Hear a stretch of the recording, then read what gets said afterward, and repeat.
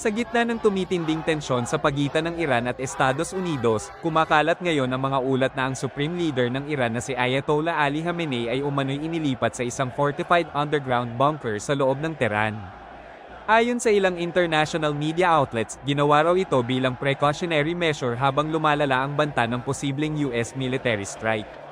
Ang bunker ay sinasabing bahagi ng matagal ng security infrastructure ng Iran, malalim sa ilalim ng lupa at dinisenyo upang protektahan ang pinakamataas na leader ng bansa sakaling sumiklab ang digmaan.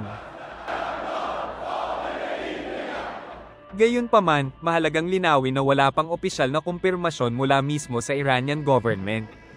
Mariing itinanggi ng Tehran ang mga ulat at sinabing hindi nagtatago si Khamenei, kundi patuloy pa ring ginagampanan ang kanyang tungkulin bilang pinuno ng Islamic Republic.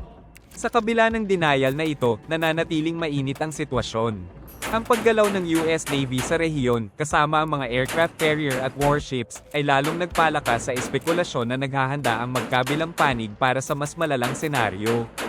Para sa maraming observers, kung totoo man ang paglipat ni Khamenei sa bunker, isa itong malinaw na senyales na seryoso ang banta ng escalation at hindi basta-basta ang kasalukuyang krisis.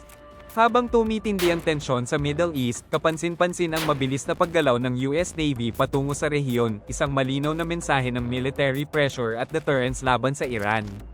Nagpadala ang Estados Unidos ng Aircraft Carrier Strike Group, kasama ang mga guided missile destroyers at support vessels, na kayang magsagawa ng airstrikes, missile defense, at long-range operations. Ang isang aircraft carrier ay hindi lamang barko, isa itong floating airbase na may kakayahang maglunsad ng 12 fighter jets anumang oras. Ayon sa US officials, ang deployment na ito ay bahagi ng kanilang layunin na protektahan ang mga kaalyado, tiyakin ang freedom of navigation, at pigilan ang anumang hakbang ng Iran na maaaring magdulot ng mas malawak na conflict sa rehiyon. Ngunit para sa Tehran, ang presensyang ito ay itinuturing na provocation. Paulit-ulit na nagbabala ang Iran na ang anumang pag-atake, kahit limitado, ay sasagutin nila ng malawak at matinding retaliation. Habang walang kumpirmadong direktang sagupaan sa ngayon, ang presensya ng US Navy ay naglalagay sa buong rehiyon sa isang state of high alert. Maliit na pagkakamali, maling kalkulasyon, o isang insidente sa dagat at maaaring mabilis na magbago ang sitwasyon. Sa puntong ito, hindi pa digmaan ang nakikita ng mundo. Ngunit malinaw na handa ang US Navy para sa anumang posibleng mangyari. Kasabay ng pagtaas ng tensyon sa pagitan ng Iran at Estados Unidos, kapansin-pansin din ang katahimikan ng Russia, isang bagay na ikinagulat ng maraming political analysts. Sa loob ng maraming taon, itinuring ang Russia bilang isa sa pinakamahalagang strategic partners ng Iran, lalo na sa usapin ng military cooperation, arms deals, at pagtutulungan laban sa impluwensya ng US sa Middle East. Ngunit sa kasalukuyang krisis, walang malinaw at matibay na suporta na ipinapakita ang Moscow para sa Tehran. Ayon sa mga observers, abala ang Russia sa sarili nitong mga problema, mula sa patuloy na conflict sa Ukraine hanggang sa economic pressure mula sa Western sanctions. Dahil dito, tila iniiwasan ng Moscow ang direktang komprontasyon sa Estados Unidos pagdating sa usaping Iran. Bagamat patuloy ang diplomatic statements ng Russia na nananawagan ng de-escalation, wala itong kasamang konkretong military backing o malinaw na babala laban sa US Navy, isang malaking kaibahan kumpara sa mga inaasahan ng Iran. Para sa ilang analysts, ito ay senyales na maaaring nag-iingat ang Russia, pinipiling unahin ang sariling interes kaysa tuluyang pumasok sa panibagong global confrontation. Para naman sa Tehran, ang kakulangan ng malinaw na suporta ay naglalantad ng isang delikadong katotohanan. Sa oras ng krisis, maaaring mag-isa ang Iran. Sa gitna ng lahat ng ito, nananatiling bukas ang tanong. Hanggang saan handang sumuporta ang Russia kung tuluyang mauwi sa digmaan ang tensyon sa pagitan ng Iran at Estados Unidos? Habang tila nag-iingat ang Russia, mas maingat naman ang China sa pagharap sa lumalalang tensyon sa pagitan ng Iran at Estados Unidos. Matagal nang itinuturing ng Beijing ang Iran bilang mahalagang economic at energy partner, lalo na sa larangan ng oil imports at infrastructure investments. Ngunit sa kabila ng relasyong ito, malinaw na iiwas ang China sa direktang military involvement. Sa mga opisyal na pahayag, paulit-ulit na nananawagan ang China ng dialogue, stability, at de-escalation. Wala itong tahasang pagbatikos sa US Navy deployment at wala ring malinaw na pangakong ipagtatanggol ang Iran sakaling magkaroon ng direktang sagupaan. Ayon sa mga analyst, ang pangunahing layunin ng China ay protektahan ang sarili nitong interes, ang tuloy-tuloy na daloy ng enerhiya, seguridad ng trade routes, at pag-iwas sa isang digmaan na maaaring magdulot ng global economic shock. Hindi tulad ng Estados Unidos, ang China ay mas pinipiling gumamit ng diplomacy at economic influence kaysa military power. Ngunit sa likod ng katahimikang ito, malinaw ang mensahe ng Beijing, ayaw nitong masangkot sa isang digmaan na hindi nito kontrolado.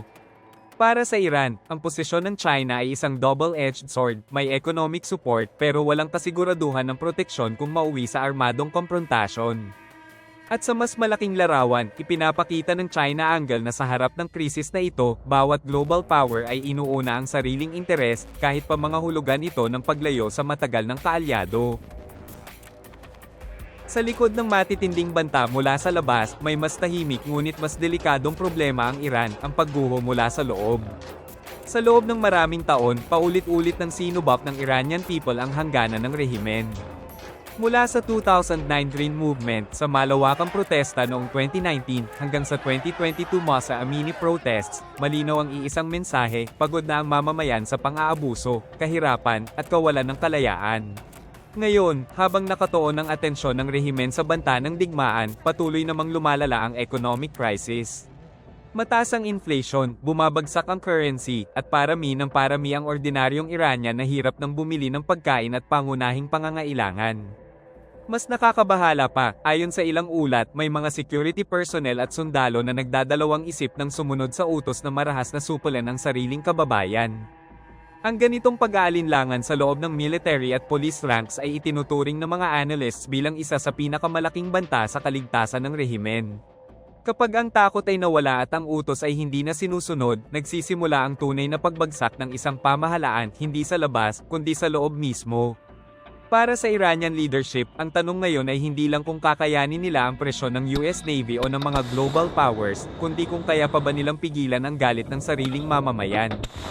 At kung muling sumiklab ang malawakang protesta habang may banta ng digmaan, maaaring ang susunod na krisis ng Iran ay hindi na manggaling sa labas, kundi mula sa loob ng bansa mismo. Habang nagbabanta ng mga superpower, may isang lugar na tahimik pero kritikal sa buong mundo, ang Strait of Hormuz. Ang makitid na sea passage na ito sa pagitan ng Iran at Gulf states ay dinadaanan ng humigit kumulang 20% ng global oil supply araw-araw. Ibig sabihin, halos isa sa bawat 5 bariles ng langis sa mundo ay dumaraan dito. Paulit-ulit nang nagbabala ang Iran. Kapag sila ay inatake, maaaring isara ang Hormuz Strait. Hindi kailangan ng full-scale war para mangyari ito. Isang missile test, isang naval incident, o kahit banta lang, at sapat na iyon para manginig ang global oil market. Kapag naantala ang daloy ng langis, tataas ang presyo ng crudo. Susunod ang pagmahal ng gasolina. Tataas ang presyo ng pagkain at transportasyon. At ang epekto nito ay hindi lang sa Middle East, kundi sa buong mundo, kabilang ang Pilipinas. Ayon sa mga analysts, kahit panandali ang pagsasara ng Hormuz ay maaaring magdulot ng biglaang oil price spike, recession fears, at panic sa global markets. Ito ang dahilan kung bakit kahit ang mga bansang ayaw makialam sa digmaan ay napipilitang magbantay. Dahil sa sandaling maapektuhan ng Hormuz, wala nang bansang ligtas sa epekto. Sa puntong ito, ang Strait of Hormuz ay hindi na lang daanan ng langis. Ito ay naging pressure point ng buong mundo. At kung tuluyang sumabog ang tensyon, maaaring ang unang tama ng digmaan ay hindi missile, kundi ang presyo ng langis na babagsak sa bulsa ng bawat tao. Kung sakaling tuluyang sumiklab ang direktang komprontasyon sa pagitan ng Iran at Estados Unidos, hindi ito mananatiling dalawang bansa lang ang sangkot. Sa buong Middle East, may mga grupong kaalyado ng Iran na matagal nang naghihintay ng senyales, ang tinatawag na axis of resistance. Kapag kumilos ang Iran, posibleng sabay-sabay nagagalaw ang mga grupong ito na magpapasimula ng domino effect sa buong rehiyon. Sa Lebanon, naroon ang Hezbollah, isang heavily armed group na may libo-libong rockets na kayang tumama sa loob ng Israel. Isang offensiba lamang mula sa kanila ay sapat para madagdagan ang front ng digmaan. Sa Yemen, patuloy na aktibo ang Houthi forces na may kakayahang umatake sa Red Sea shipping lanes. Kapag naapektuhan ang rutang ito, hindi lang langis ang maantala kundi pati global trade at supply chains. Sa Iraq at Syria, may mga Iranian-backed militias na malapit sa US bases. Isang provocation lang ay maaaring humantong sa sunod-sunod na retaliation na lalong magpapalawak sa conflict. At sa gitna ng lahat ng ito, Israel ang itinuturing na pinakamalaking target ng Iran at ng mga kaalyado nito. Kapag nadamay ang Israel, halos tiyak na papasok ito sa full military response na maaaring maghatak pa ng mas maraming bansa. Ito ang kinatatakutan ng buong mundo, isang digmaang nagsimula sa isang tensyon, ngunit kumalat sa buong rehiyon na parang apoy sa damuhan. Sa ganitong senaryo, hindi na tanong kung may digmaan, kundi kung gaano kalawak at gaano kabilis itong lalala. At kapag bumagsak ang unang domino, mahirap nang pigilan ang kasunod.